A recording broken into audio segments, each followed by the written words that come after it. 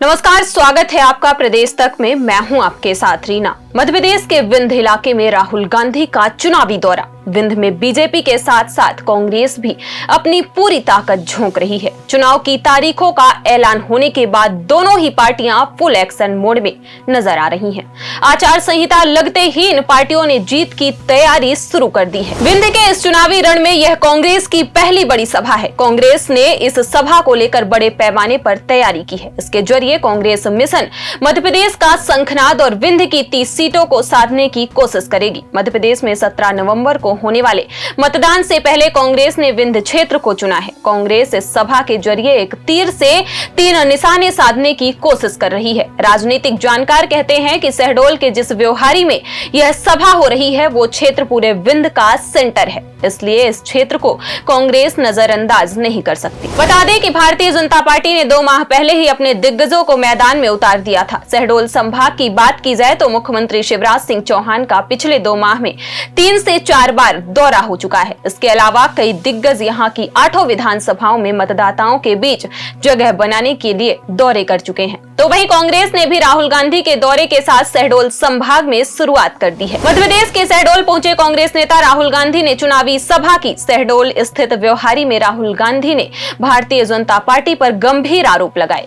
इस दौरान राहुल ने लाल कृष्ण आडवाणी का भी जिक्र किया। राहुल ने कहा, आडवाणी जी ने अपनी किताब में लिखा था कि बीजेपी आरएसएस की असली प्रयोगशाला गुजरात में नहीं मध्य प्रदेश में है। राहुल ने बीजेपी पर गंभीर आरोप लगाते हुए कहा, बीजेपी आरएसएस की इस प्रयोगशाला में मरे हुए लोगों का इलाज किया जाता है। महाकाल लोक में शिवजी से चोरी की जाती है, बच्चों के मिड डे मील से चोरी की जाती है, व्यापक घोटाला होता है, एमबीबीएस की सीट बेची जाती है, पटवारी बनने के लिए 15 लाख की रिश्वत देनी पड़ती है, हर रोज 3 किसान खुदकुशी करते हैं, किसानों को गोली मारी जाती है, भोपाल में एक लड़की का रेप होता है और उसे बचाने की कोशिश में भाई की पुलिस के सामने हत्या कर दी जाती है, और बीजेपी का एक नेता आदिवासी के ऊपर पेशाब करता है। उदाहरण आपको देना चाहता हूं।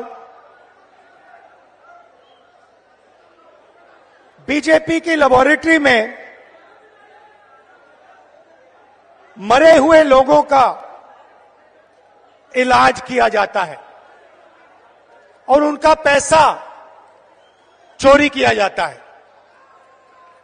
हिंदुस्तान के किसी और प्रदेश में मरे हुए लोगों का इलाज नहीं होता है, मध्य प्रदेश में मरे हुए लोगों का इलाज होता है। इस क्षेत्र से लगे उमरिया, सतना, रीवा और सीधी जिले की विधानसभाओं में भी कांग्रेस को मजबूती मिलेगी। व्यवहारी से 50 किलोमीटर के दायरे में इन चारों जिलों की विधानसभाओं की सीमा जुड़ी हुई है।